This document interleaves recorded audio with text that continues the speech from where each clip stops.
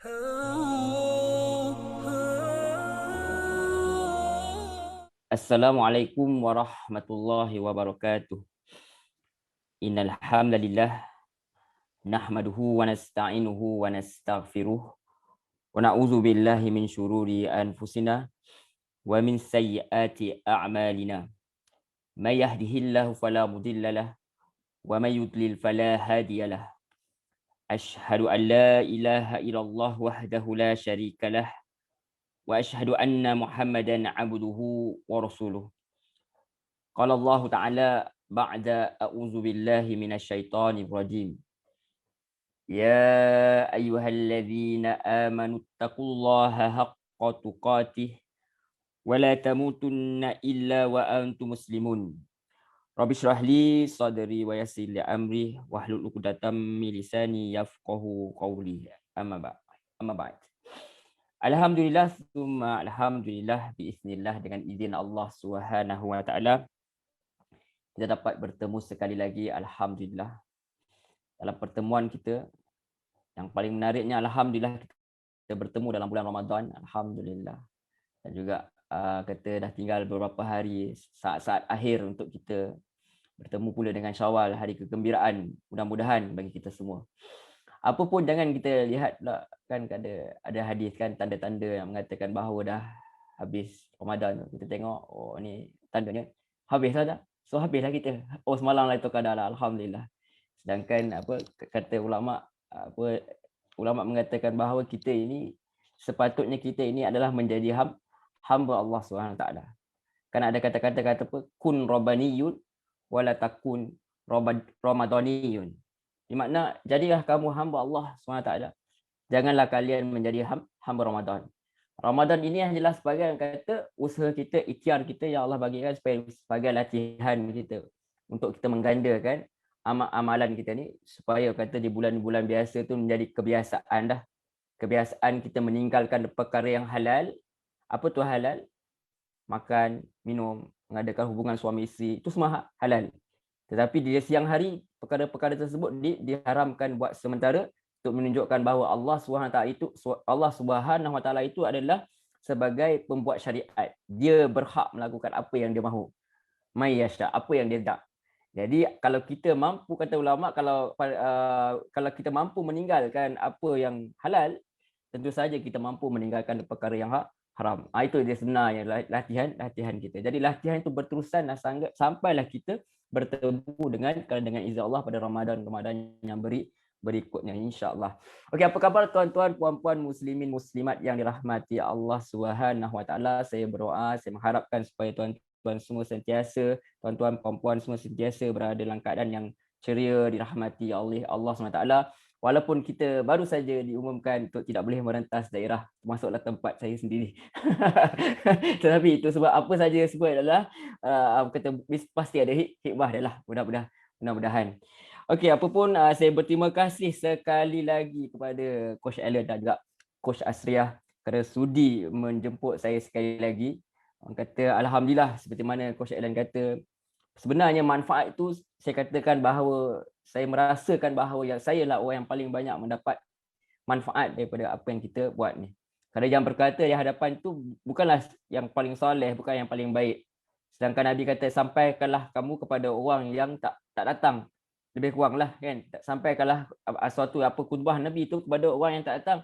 Barangkali yang tak datang tu lebih tahu daripada yang disampaikan, itu lebih tahu daripada, lebih faham daripada yang menyampaikan. Itulah harapan dia. Sebenarnya kita cuma nak berkongsi-kongsi yang kata pahala yang ada. Mudah-mudahan tuan-tuan beramal, adalah sikit cebisan-cebisan kepada hamba Allah yang fakir ni. Itu yang kita harapkan.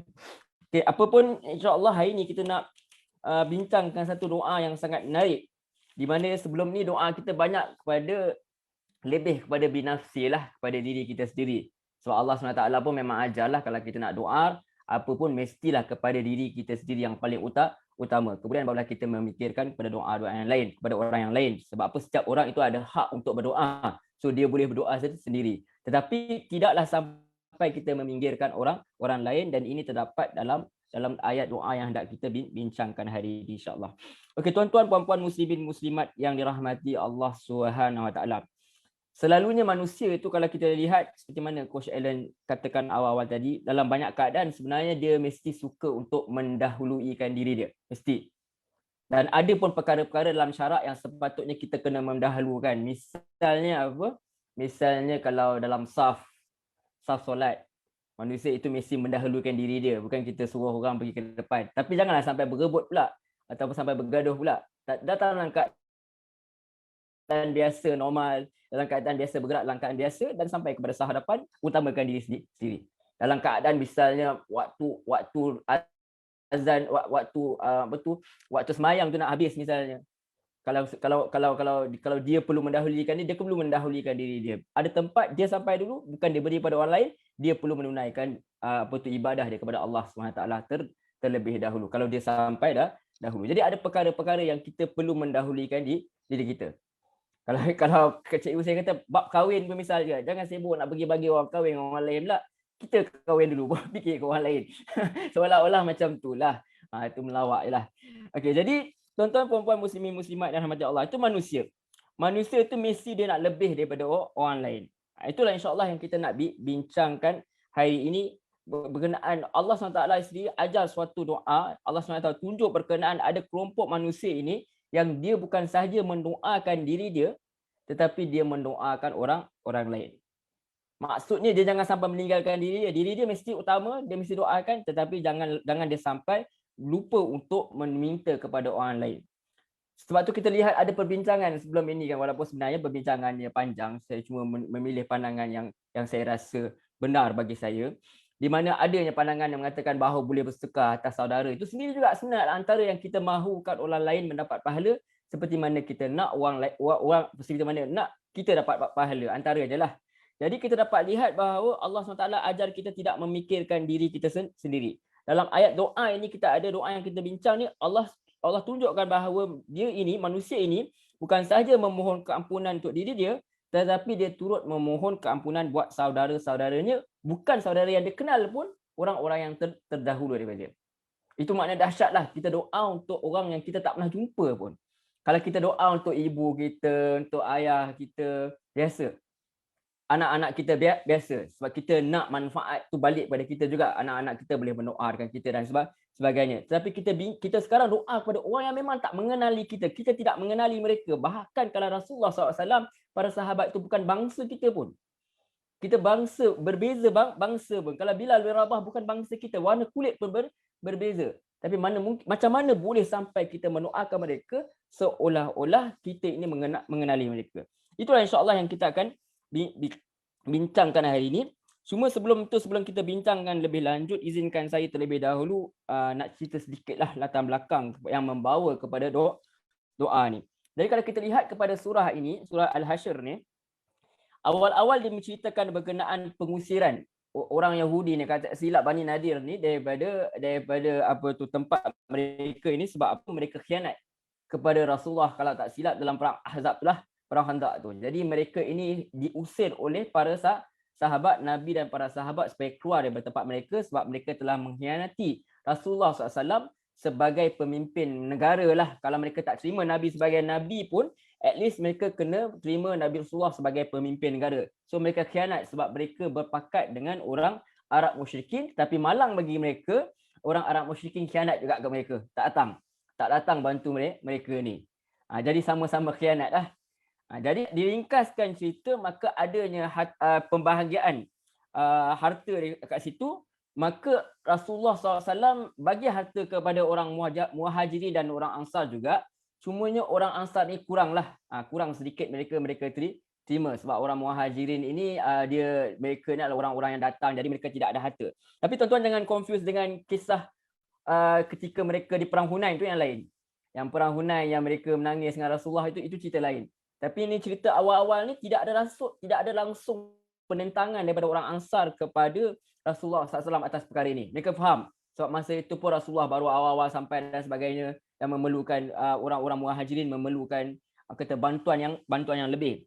Tetapi menariknya, selepas pada kisah tersebut, Allah SWT puji orang Ansar ni. Seolah-olah kalau ada rasa sedikit perasaan, Allah ubati hati mereka ni. Allah puji mereka, Allah kata mereka ni beriman walaupun sebelum orang Muhajirin datang ke Madinah lagi. Itu antara pujian. Dan Allah SWT puji juga mereka ini mencintai orang Muhajirin, walaupun orang Muhajirin ni, orang Mekah ni bukan datang daripada tempat mereka. Biasanya kita ni kalau kita tak suka pendatang, kita tak suka orang datang kat tempat kita sebab kita kata dia akan ambil tempat kita, dia akan ambil kawasan kita, rumah kita, dia akan ambil pekerjaan kita. Jadi ini sangat memelikkan untuk orang Muhajir, orang Ansar ni. Mereka bukan sahaja redha dengan kedatangan Rasulullah, bahkan mereka sendiri yang menjemput Rasulullah dan sahabat ni dah datang. Satu perkara yang sangat hebat dah. Jadi mereka juga kata Allah SWT, Allah puji mereka ni tak langsung rasa menaruh keinginan dalam hati mereka untuk dapat apa yang diberikan, harta yang diberikan kepada orang Muhajirin ni. Walaupun sebenarnya mereka ni pun ada di antara mereka yang bukan kaya pun. Mereka sendiri perlukan. Bahkan ada riwayatkan dalam hadis, kalau siapa yang tahu, yang ada yang mereka beri pada sahabat makan sedangkan mereka sendiri tidak ada apa pun kat dalam rumah tu. Jadi ada perkara-perkara yang banyak perkara-perkara yang hebat yang diriwayatkan dalam hadis berkenaan pengorbanan orang Ansar ni. Sampai kata kalau mereka ada isteri lebih misalnya, mereka lihat yang orang Muhajirin datang ni, mereka ceraikan isteri mereka kahwinkan dengan ni. Itu perkara yang sangat hebat dah. Jarang lah. Susah orang nak buat. Jadi kita dapat lihat bahawa mereka mengutamakan diri mereka sendiri lebih daripada mereka mengutamakan orang lain lebih daripada mereka mengutamakan diri. Itu hebatnya orang Ansar. So Allah sendiri puji. Bayangkan kalau Allah puji, maksudnya ini bukan orang biasa-biasa. Maka terus pergi kepada ayat 10 ini, Allah tunjukkan kepada kita sebenarnya kita juga boleh ikut jejak langkah orang Ansar. Sebab tu Allah cerita berkenaan doa ini bukanlah dilaksanakan oleh para sahabat Nabi, tetapi doa ini adalah dilaksanakan oleh orang-orang yang datang kemudian, selepas pada sahabat. Bermakna kita juga kalau kita mahu, kita boleh juga menurut seperti mana yang ada pada orang Ansar ni. Di mana orang Ansar ini mempunyai ciri-ciri orang yang berhak mendapat kemuliaan di sisi Allah SWT, di mana kita pun boleh dapat kemuliaan tersebut. Jadi tanpa kita melengahkan masa, kita terus lihat kepada isi kandungan yang diceritakan oleh Allah SWT ni berkenaan orang yang datang kemudian. Mereka berdoa dengan doa ini. Apa doanya? A'udzubillahi minasyaitonirrajim. Allah rakamkan dalam Al-Quran, Rabbana ighfir lana. Wahai Tuhan kami, ighfir lana. Rabbana ighfir lana. Wahai Tuhan kami, berilah keampunan kepada kami. Biasa tuan-tuan, kalau kita minta ampun kepada diri sendiri, itu satu kebiasaan. Memang kita kena minta kepada Allah SWT. Tetapi menariknya orang ini, satu kelompok ini, mereka berdoa bukan sahaja kepada diri mereka sendiri, wali ikhwanina, dan juga kepada saudara kami. Kalau kepada pak cik ke, tok cik ke, mak cik ke, itu biasa. Tetapi apa yang tambahan kata Allah? Allazina sabiquna, kepada orang-orang sebelum mereka. Bil iman, yang sama iman, sama akidahnya dengan mereka ini.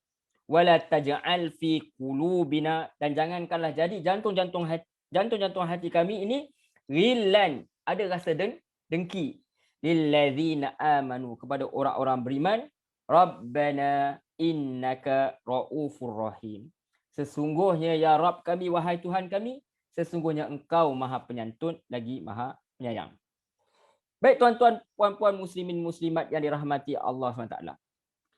Doa yang kita baru selepas kita bacakan sebentar tadi ialah berkenaan Allah SWT jelaskan bahawa dia adalah berkenaan yang dipanjatkan oleh generasi selepas pada sahabat. Tidak disebut generasi mana kat ini. Bermaksud, kalau saya rujuk dalam tafsir Misbah tu, dia kata sampai ke akhir zaman pun, siapa sahaja yang berdoa dengan ini termasuklah dalam orang yang diriwayatkan dalam Quran ni. Maksudnya dia boleh jadi kita, dia boleh jadi anak-anak kita, kawan-kawan kita, jiran kita, ataupun anak-anak kita, zuriat kita dan sebagainya. Siapa saja termasuk dalam orang yang berdoa ni.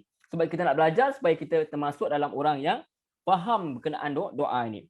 Jadi apa yang dia sampaikan di sini ialah di sini Allah mengajarkan bahawa sepatutnya kaum muslimin ini dia kena selalu hormat dengan generasi terdahulu.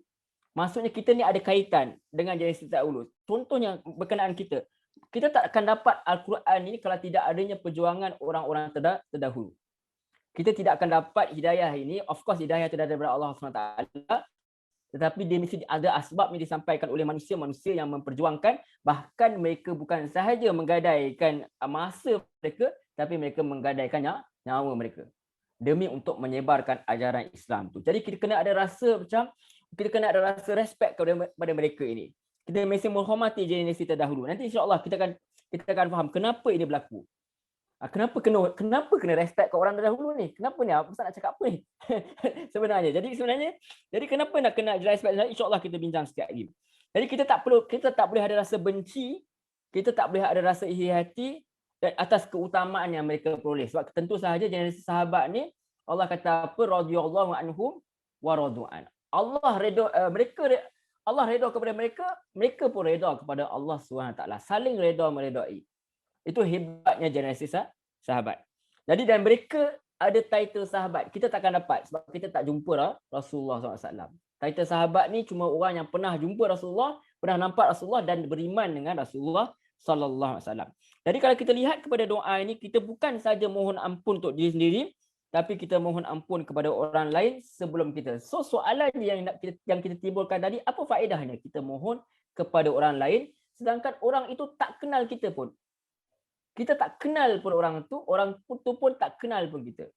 Bahkan untuk kita, bagi kebanyakan kita yang berbangsa Melayu atau ada yang Cina atau India, tentu sahaja kita bukan berbangsa Arab. Kenapa apa perlu kita mendoakan kepada Rasulullah SAW sedangkan dia itu berbangsa Arab? Apa perlu kita mendoakan kepada Abu Bakar misalnya, kepada para sahabat sedangkan mereka itu bukan datang daripada bangsa kita sendiri. Muslimin muslimat yang dirahmati Allah SWT. Dalam sebuah hadis, ada satu hadis diriwayatkan oleh Rasulullah SAW, maksud dia, doa seorang Muslim itu kepada saudaranya ketika saudaranya tidak mengetahuinya adalah doa yang mustajab.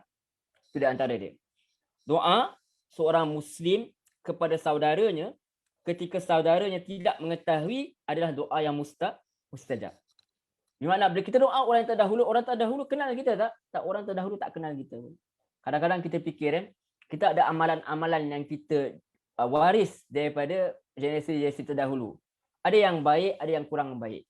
Dan kerana kita tahu ada yang tidak baik itu adalah suatu yang kata mereka lakukan kerana kejahilan, maka sepatutnya kita memohon keampunan untuk orang-orang terdahulu atas sekadar ilmu yang dia dapat.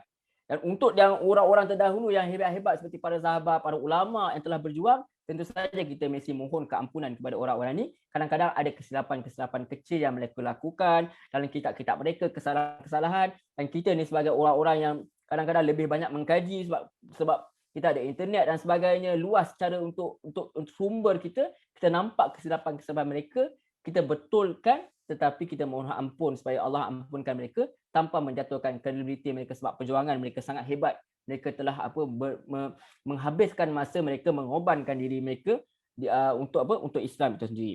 Jadi doa seorang Muslim kepada saudara dia ketika saudara tak mengetahui, kata Rasulullah SAW, kata Nabi, adalah doa yang mustajab. Sebab tu kita kalau selalu kita suka, bukan salah, tapi jangan selalu sangatlah. Kadang-kadang kita suka bercakap kat dalam Facebook kan, hanya kepada Allah lah kita mendoakan sahabat kita ke apa semua. Kadang-kadang kita berdoa itu nak tunjuk kat orang sangat. Selalunya begitu. Sekali-sekala tak ada masalah nak mengingatkan manusia untuk doa. Tapi kata Rasulullah SAW, doa yang paling mustajab ialah hanya yang Allah SWT tak tahu. Di antara kita dengan Tuhan. Sebab kita bukan tengah mohon kat orang, kita tengah mohon kepada Sang Pencipta itu sendiri. Jadi sebenarnya yang paling bagus ialah apabila kita nak doa kepada manusia, kita doa dalam keadaan manusia itu sendiri tidak mengetahui yang kita doakan. Kadang kita kata, aku semalam doa dan Tuhan lah.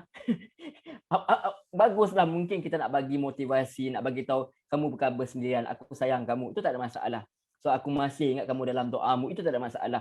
Tetapi bukanlah suatu kebiasaan, sebab kata Rasulullah SAW, doa seorang Muslim kepada saudaranya ketika saudaranya tak mengetahui adalah doa yang mustajab. Macam contoh dalam doa ini, kita doa Allah ampunkan kita, dan kita doakan juga Allah ampunkan orang lain dengan harapan doa itu Allah mustajabkan sebab kita doakan tanpa kepentingan diri kita pun sebenarnya. Kita doa kepada orang yang tak kenal kita. Dan kata Nabi di sisinya ada malaikat ketika dia berdoa kebaikan kepada saudaranya, malaikat berkata amin. Malaikat kata makbul lah. Itu faedah dia. Duduk seorang-seorang malam-malam atau malam Ramadan yang tinggalnya apa semua masa puasa, kita jangan lupa saudara-saudara kita. Khususnya sekarang di Palestin ni, kan? Mereka diserang ketika menunaikan tarawih. Mereka dihina sebegitu, mereka diperlakukan dengan zalim sekali dalam saat mereka beribadah kepada Allah Taala. Dan sama-samalah kita dalam doa kita jangan lupalah kepada kepada saudara-saudara kita di tempat-tempat yang lain ni. Di samping kita mendoakan diri sendiri sebab roket nak jatuh kan. Kan kebun kena doa juga lah. Itu antaranya lah melawat itu kan. Jadi di sisinya ada malaikat ketika dia berdoa kebaikan kepada saudaranya, malaikat kata amin. Jadi kata malaikat mengatakan bahawa amin, engkau akan mendapatkan yang semisal dengannya. Itu doa pula, malaikat doakan kita. Kamu akan dapat benda yang sama. Kita doa orang kaya, kita jangan kita kata Allah kaya, jiran nak dah apa? Selalunya kalau kita tengok dalam drama-drama kita nak bersaing lebih kan, kita doa orang tu kata, ni belagak lah ni. Ni ya dah beli kereta baru ni yang belagak lah. Sedangkan sepatutnya kita sebagai orang Islam kita mendoakan kebaikan. Kita nampak satu kebaikan, orang bawa beli benda yang elok kan, kita semoga Allah bagi keberkatan kepada apa yang dia ada. Bila kita nampak ilmu, kita doakan supaya orang ni diberi ilmu keberkatan pada ilmu dia. Ini sebenarnya adalah ciri utama yang disebutkan dalam doa yang kita sedang bincang hari ini, iaitu menginginkan kepada saudara dia apa yang dia ada, apa yang dia dapat. Dia dapat keampunan Allah SWT, dia pun nak orang lain dapat keampunan. Faedah dia bukan pada Allah SWT, faedah dia balik kepada kita sendiri, iaitu kita akan dapat perkara yang sama. So dalam ayat ini kita doa kepada Allah minta ampun buat diri kita, kita doa ampun pada orang yang kita tak kenal pun, maka kita percaya yakin bahawa Allah akan ampunkan kita, Allah akan ampunkan saudara-saudara kita. So tak rugi pun sebenarnya. Sebab tu Rasulullah SAW dia sendiri ada firman. Minta maaf. Rasulullah SAW sendiri ada bersabda. Sabda firman sebenarnya bahasa Melayu lah. Sebab nak menunjukkan keindahan bahasa Melayu ni, bahasa Arab. Qala Rasulullah, qala Allah Ta'ala. Sama je. Kata Allah, kata Rasul. Okey, tapi ni bahasa kita lah. Keindahan dia. Apa dia? La yu'minu ahadukum hatta yuhibbu li akhi ma yuhibbu li nafsi. Kalau terjemahan biasa kita selalu dengar, tidak sempurna iman sesuatu kaum itu, tidak sempurna orang beriman itu, seseorang itu, sehingga dia mencintai diri dia seperti dia cintai saudara dia. Itu terjemahan biasa. Tetapi terjemahan yang sebenarnya adalah lebih dari itu lagi. Tidak sempurna, tidak beriman, yakni tidak sempurna iman seseorang itu sehingga dia mencintai untuk diri saudara dia, sehingga dia mencintai untuk saudaranya sesuatu yang dia cintai untuk diri dia. Selalu kita terjemahan tidak sempurna iman suatu kaum sehingga dia mencintai diri seperti mana, sehingga dia mencintai saudara dia seperti mana dia cintai diri dia sendiri. Tapi kalau kita lihat kepada perkataan Arab dia, la yu'minu ahadukum, tidak beriman seseorang itu di antara kamu, hatta sehinggalah yuhibbu, dia mencintai li akhi. Perkataan li itu bermakna untuk ataupun bagi. Bagi siapa? Bagi saudaranya, ma apa yang yuhibbu, dia cintai li nafsi, untuk diri dia sendiri. Macam orang Ansar, dia ada isteri, dia nak saudara dia ada isteri. Dia ada harta, dia nak saudara dia ada harta. Dia ada rumah, dia nak saudara dia ada rumah. Yang itu sebenarnya suatu perkara yang hebat. Bukan sekadar kita cintai diri kita seperti mana kita ada saudara, seperti mana kita cintai diri kita. Kita cintai saudara kita dapat seperti mana apa yang kita dah dapat.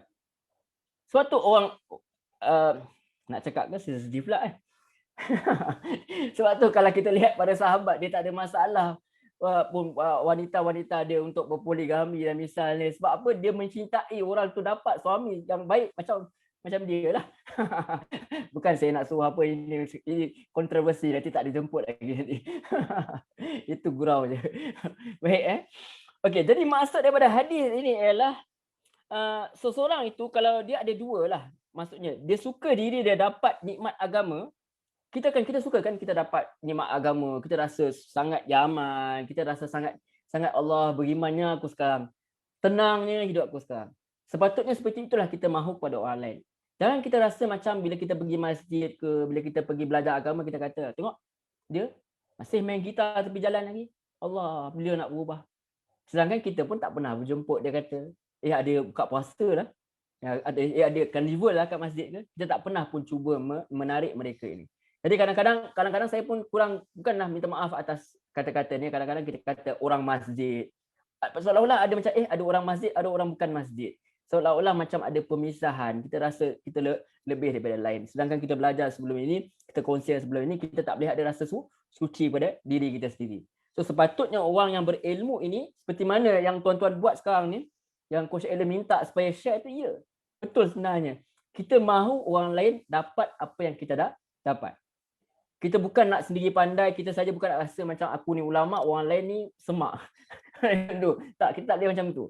Sepatutnya kita kena nak mereka juga sama-sama seperti ini, supaya kita mendapat hidayah. Mudah-mudahan mendapat hidayah daripada Allah SWT. Kalau mereka jahil, maka itulah tujuannya, itulah dakwah kita, usaha kita untuk supaya mereka juga keluar daripada kejahilan tersebut. Sebab tu ulama ini sepatutnya dia tak sepatutnya cari gaduh dengan orang awam ni. Kadang-kadang cara kita menjawab seolah-olah kita nak berkelahi pula dengan orang bawah ni. Mereka jahil tentu dah. Sepatutnya kita yang alhamdulillah terkeluar daripada kejahilan ni sikit-sikit, sepatutnya kita kena pimpin tangan mereka ini supaya mereka tidak jatuh dalam ni. Sebab tu saya ingat dulu Ustaz Norma Alihan Tuan Alan cerita pasal Ustaz Norma Alihan ni. Saya pun kena berterus terang lah, antara yang membuka jalan kepada minatnya saya kepada tadabbur Quran ni juga Ustaz Norma Alihan dia. Cover tu saya dengan adik dulu tak ada duit sangat pun. Kami share duit. Sebab nak pergi nak daripada surah Al-Fatihah sampai surah An-Nas tu kira hatamlah sekali lalu. Sebab nak kira jangan hampir setahun tu kan, dia setahun je kan masa tu kan. Sebab nak belajar tu. Barulah dari situlah kata macam Tuan Alan cakap tadi, orang yang membawa kepada ustaz itulah sendiri yang akan dapat bayangkan dia punya ganjaran pahala dia. Gitu. Jadi sepatutnya macam itulah kita pimpin orang lain. Kita jangan lupa bahawa kita juga dulu pernah jahil. Dan banyak pun kejahilan lagi. Saya sendiri pun banyaknya jahil. Bila Coach Alan jemput dengan Coach Asia baru tahu. Punya tak cerdik mana baku ni. Jadi kita rasa macam tu kan. Jadi kita juga mesti juga suka, jika kita suka dapat kemewahan, tak ada masalah dengan kemewahan. Nabi Sulaiman pun minta apa kerajaan yang tidak akan ada selepas dia. Maksudnya sehebat mana pun kerajaan kita lihat sekarang ke, macam mana huruf dia ke PN ke PH ke apa ke, tak kisahlah apa ke BN ke, tak ada masalah apa pun. Semua takkan samalah dengan kerajaan Nabi Allah Sulaiman. Dia minta atas perkara tersebut. Tetapi apabila dia dapat, apa dia kata, bila dia lihat sahaja Ratu Balqis tu punya singgahsana depan, dia kata hazza min fadli Rabbi. Ini kurian Tuhan aku untuk uji aku sama ada aku syukur atau aku kufur. Jadi kalau kita dapat kemewahan, kita dapat suatu benda yang hebat, material, makan yang sedap-sedap, kita juga mesti nak orang lain pun dapat macam kita. Itu sepatutnya yang kita kena buat dan kita kena rasa.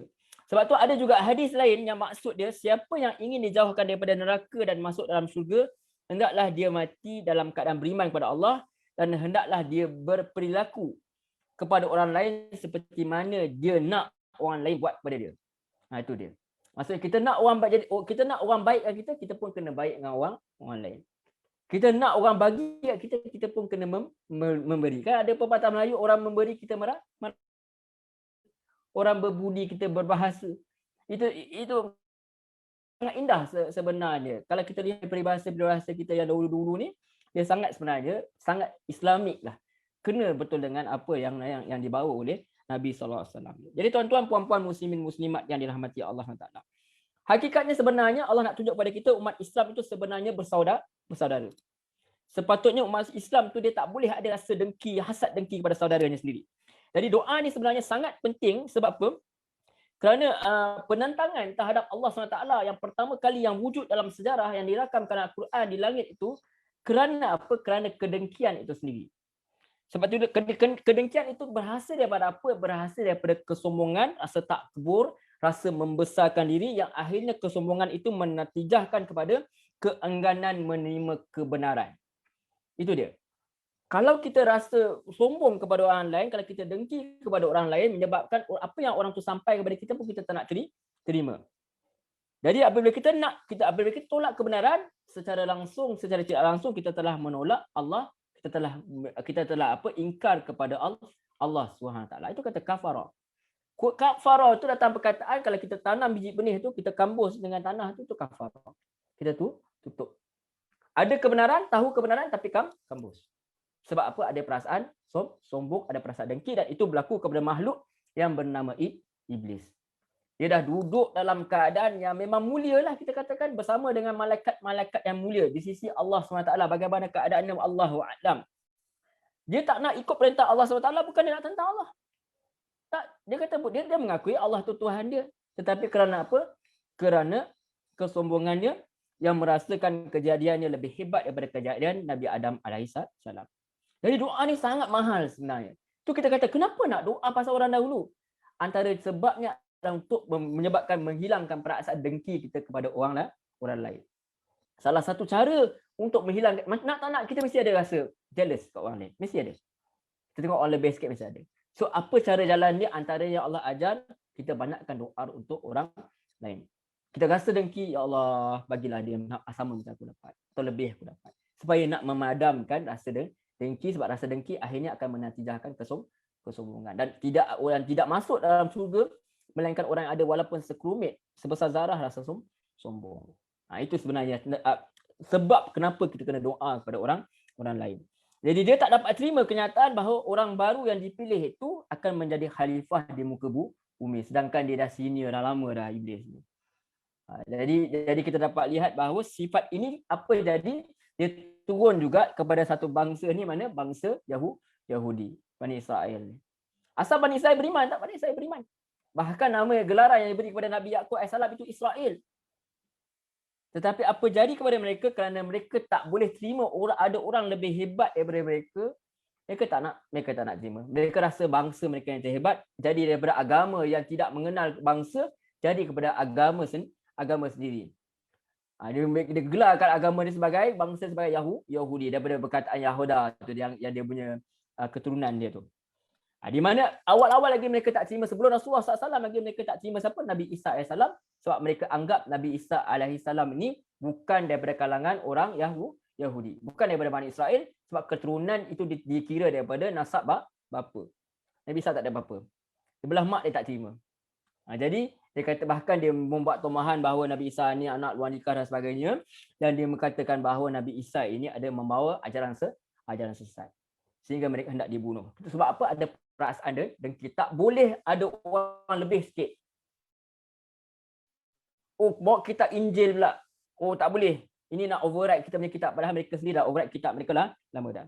Dan perkara itu pula turun pula kepada kaum seterusnya yang menentang Muhammad SAW, kerana mereka dengki pula, para Yahudi dengki pula Nabi Muhammad ni orang Arab pula. Lagi-lagi lah tak boleh. Itu kita kata awal-awal.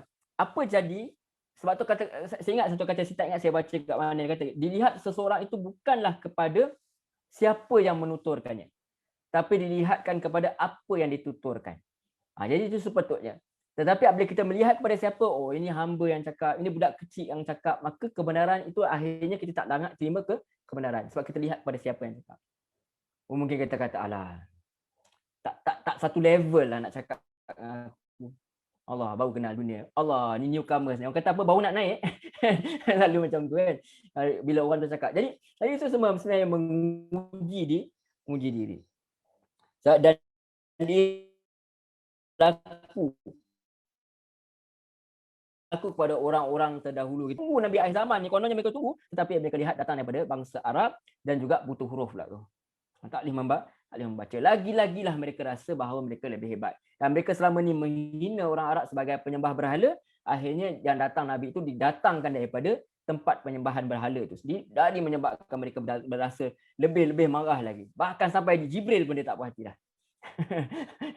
Itu sampai begitu sekali. Itulah bahaya kepada dengki. Dia boleh menyebabkan kita meninggalkan kebenaran. Sebab tu Allah ajar kepada kita supaya apa? Supaya tinggalkan, supaya doa kepada Allah SWT, jangan kita ada perasaan hasad dengki. Hasad dengki ni boleh menutup diri kita, boleh menutup cahaya itu daripada masuk ke diri kita. Jadi kita dapat lihat itu yang berlaku. Sebab itu kita alhamdulillah, walaupun Rasulullah SAW itu, alhamdulillah lah orang Melayu ni, alhamdulillah. Walaupun apa tu Rasulullah ni bukan langsung lah orang Melayu, walaupun ada juga yang cuba mengaitkan nasab, tak apalah, itu kajian kan. Tetapi kita katakan kita tetap diterima. Sebab apa? Ini adalah pilihan Allah SWT. Kita bukan sekadar sayang kepada susuk Nabi, tetapi kita sayang apa yang dia bawa. Sebab apa yang dia bawa itulah pengorbanan yang dia buat, itulah para sahabat buat walaupun berbeza bangsa, mereka sanggup merentas negeri dan negara, merentas daerah dan untuk apa? Untuk menyampaikan kebenaran. Itu dia. Jadi tanpa memikirkan soal satu bangsa atau tidak. Tuan-tuan, puan-puan muslimin muslimat yang dirahmati Allah SWT. Ada seorang ulama guru kepada Ibnu Qayyim rahimahullah taala, yakni Ibnu Taimiyah rahimahullah taala, dia katakan. Dia kata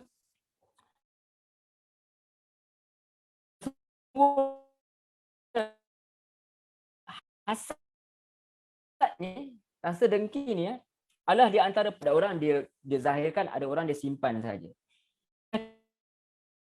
Kebanyakan manusia. Dan dia kata Ibnu Taimiyah rahimahullah taala, tidak ada yang boleh lupus daripada kecuali sedikit sekali. Maksudnya hampir keseluruhan manusia tu dia mesti ada rasa jealous tu. Mesti ada. Kita lihat pada umum mukminin, pada umum mukminin. Orang yang memang kata ibu kepada orang muslimin, muslimat, orang-orang yang memang kata dekat dengan Allah SWT, mereka ada bergaduh sama sendiri, jealous dengan sebab jealous dengan dalam keluarga tu ada, sampai menimbulkan masalah kepada Rasulullah SAW. Perkara-perkara tersebut berlaku. Menunjukkan bahawa nak tak nak mesti ada, sekelumit mesti ada. Jadi sebab tu Ibnu Taimiyah dia kata semua orang mesti akan ada perasaan ni. Bahkan ada ulama kata setiap jasad tu tidak lepas daripada yang namanya hasad. Mesti ada rasa jealous. Tengok dengan siapa yang ada anak-anak kan, yang sama-sama umur tu mesti tengok, mesti ada jealous. Yang sulung jealous, yang bongsu jealous, dengan yang ni mesti ada. Nak tengok hasad dengki tu, tengok kat anak-anak. Jelas sekali mereka tak sorok. Kita dapat lihat perkara tersebut. Especially yang kecil-kecil ni. Namun kata ulama ni, dia kata namun orang yang berpenyakit hati ni akan menampakkan dia, sedangkan orang yang mulia dia akan sembunyikan dia. Dia akan cuba untuk tutup rasa hasad tu. Antaranya dengan cara mendoakan kepada orang lain. Bahkan kita lihat bahawa dalam Quran sendiri orang beriman pun boleh kena penyakit ni. Buktinya Allah datangkan dalam surah Yusuf. Cukup panjang sekali. Bagaimana orang-orang yang masih beriman, yang tidak mendahaka kepada Allah SWT, bahkan mereka kata lepas kita buang Yusuf ni, kita taubat lah. Ada orang riwayat tu. Maknanya dia kata menunjukkan bahawa memang mereka ni orang-orang yang beriman pun. Mereka tak lawan Allah pun.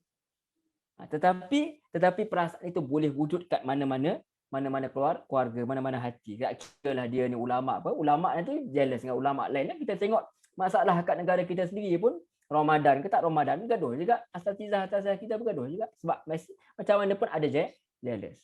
Itu manusia. Tak boleh tengok orang lebih sikit daripada kita.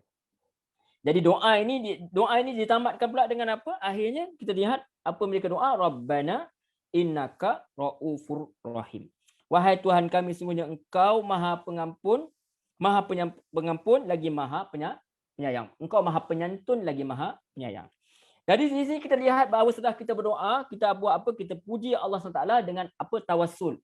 Kita menggunakan nama Allah SWT dengan apa? Asmaul Husna, dengan nama-nama Allah yang baik.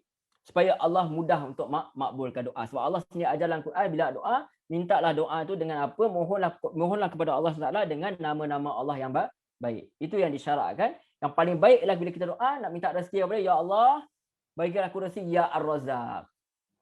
Ya Allah Ar-Rahman Ar-Rahim, ampunilah aku Ya Allah, belas kasihan kat aku. Kita minta dengan nama-nama Allah yang baik. Dan kita guna perantara dengan bomo ke apa semua, sedangkan kita ada jalan yang lebih cepat, ialah jalan yang lebih selamat, yang jalan yang lebih tepat, iaitu dengan memohon kepada nama Allah SWT. Itu Allah SWT sendiri ajar, bukan hadis Nabi pun. Hadis Nabi tentu ada, dalam Quran sendiri Allah sendiri ajar nak mohon dengan nama-nama aku yang baik. Dan juga bila kita doa macam ni, Raufur Rahim, kita sedar bahawa kasih sayang itu takkan boleh kita nak cinta kepada orang lain. Apatah lagi orang tu bukan ada hubungan keluarga dengan kita, melainkan dengan rahmat Allah SWT. Sebab Allah dalam hadis ini cerita, sebab kerana rahmat Allah SWT yang satu ni, Allah ada berapa kata silap, 100 rahmat kan. Ke 1000 rahmat, saya tak ingat hadis tu. Tetapi satu je Allah bagi kat manusia ni, satu je Allah bagi kat bumi ni, menyebabkan apa? Kita dapat macam-macam ni. Termasuk ialah apa? Gajah tu tidak pijak anak dia tu kerana rahmat Allah SWT. Jadi kalau tak kerana rahmat Allah ni, mesti nak dengki je kat orang. Kita berkata orang kaya memang macam tu. Kan selalu kan. Orang kaya pun cakap pula orang miskin memang macam tu. Sama je. Akhirnya dua-dua jadi sama sebab kita selalu ada hasad. Jadi kesimpulannya Nabi dia kata, Nabi ada hadis Nabi dia kata, hendaklah kalian itu hendaklah kalian itu menghilangkan perasaan dengki. Sebab apa? Sebab apa hilang? Kalau boleh jangan ada perasaan.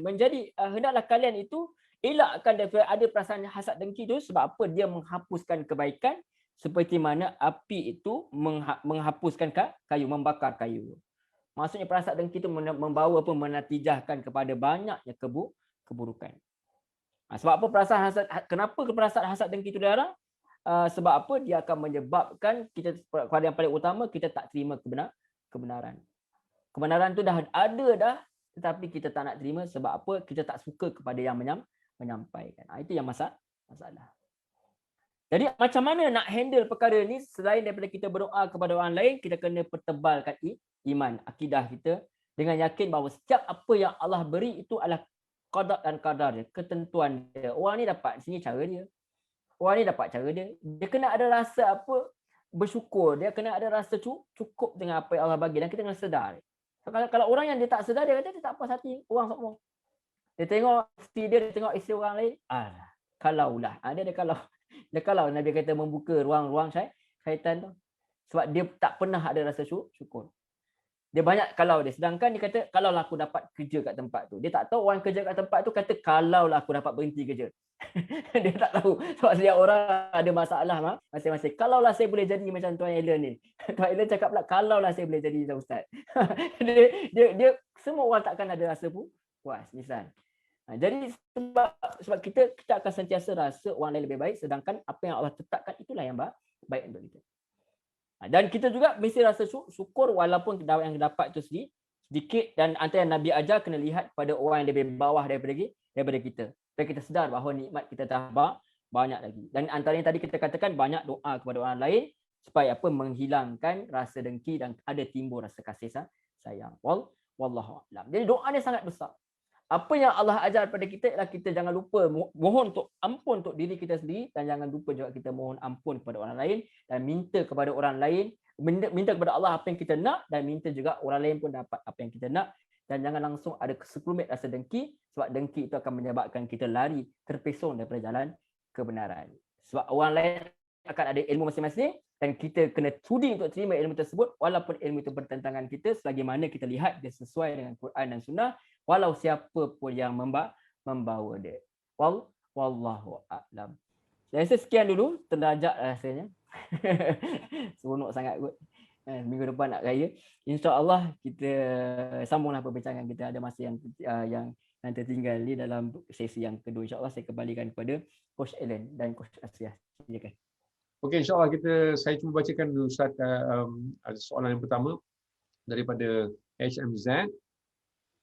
Dalam kita berdoa untuk kebaikan orang lain, terutamanya orang-orang tercinta, adakah lebih afdal jika dengan menyebut nama-nama mereka dalam doa tersebut supaya kebaikan doa yang dihasilkan jauh lebih besar? Sebab di sini ada penghayatan cinta yang tulus ikhlas kepada orang-orang yang tercinta tersebut. Terima kasih Ustaz. Ustaz faham ke soalan tu? Faham. Okey. Silakan. Wallahu a'lam, saya sendiri tak pasti berkenaan dengan afdal atau tidak, mana yang lebih afdal. Cumanya memang dalam Islam itu sendiri memang kita boleh mohon directly kepada orang yang kita nak, dan juga kita boleh juga digalakkan juga untuk mohon secara keseluruhan dia. Dua-dua kita buatlah maksudnya. Tapi dari segi keafdalan, wallahu a'lam, saya tidak ada ilmu atas perkara ini. Cumanya yang pastinya memang diriwayatkan memang ada masanya, kalau kita tengok para sahabat pun ada masa dia doa pun. Orang tu sejarah Nabi sendiri pun dia doa, misalnya dia minta berikanlah hidayah kepada antara dua Umar misalnya. Dan Nabi sebut secara spesifik. Dan ada masa juga Nabi sebut pun kepada orang spesifik, kepada orang-orang ni, misalnya kepada Ibnu Abbas, dan Nabi doakan supaya diberikan alim faqih pada agama. Itu juga digalakkan dalam Islam. Bahkan bila kita baby baru lahir pun kita doa direct pun kepada dia, kepada tersebut. Jadi itu digalakkan juga. Dan cuma dari segi keafdalan saya tak pasti. Tapi ada ditunjukkan dan dia ajar, ada masa kita doa secara umum, ada masanya kita doa secara spesifik lah. Seperti mana kita doa kebaikan lah. Kadang-kadang kita doa, ya Allah aku nak kaya, ya Allah mudah-mudahan dengan kaya aku dapat bagi zakat, mudah-mudahan dengan kaya aku boleh sedekah. Kita boleh minta direct. Ada masa kita doa secara pukal macam tu. Ya Allah bagi aku kebaikan. Sebab Allah yang tahu ada kebaikan. Cuma dari segi keafdalan saya tak pasti. Mana yang lebih afdal. Cuma dari segi sunnah, dari segi petunjuk, dua-dua sangat digalakkan. Jangan tinggalkan kedua-duanya sekali. Terutama kita doa lah orang yang paling rapat kita. Dan bagi sedekah pun, Nabi pun ajar, Quran pun ajar, orang yang rapat dulu. Tapi kemudian boleh fikir ke orang lain. Jangan lupa ke orang lain juga. Tapi kena settlekan yang rapat-rapat dulu. Tentu saja kena doakan orang-orang yang rapat yang kita lah. Wallahualam. Okey. Ya, insyaAllah. Ada soalan lain lagi? Saya ada satu mungkin soalan tapi tak tahu macam mana. Saya pun Sama tuan.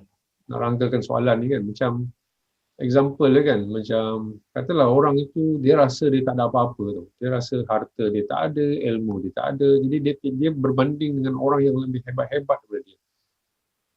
Harta, ilmu, apa semua orang dapat semua cantik saja. Jadi bila rasa macam aku nak doakan kebaikan tu dia, padahal dia ni lebih banyak kebaikan daripada aku. Nak doa apa lagi? Macam mana Ustaz? Okey, apa kita nak doa dalam keadaan tu? Tentu kita nak doa dia supaya kekal kebaikan. Cumanya ada satu yang saya tertinggal ialah hadis Nabi. Sebenarnya kita semua tahu hadis Nabi. Dia kata perasaan hasad dan dengki itu dilarang, maksud di hadis tu, kecuali pada dua perkara.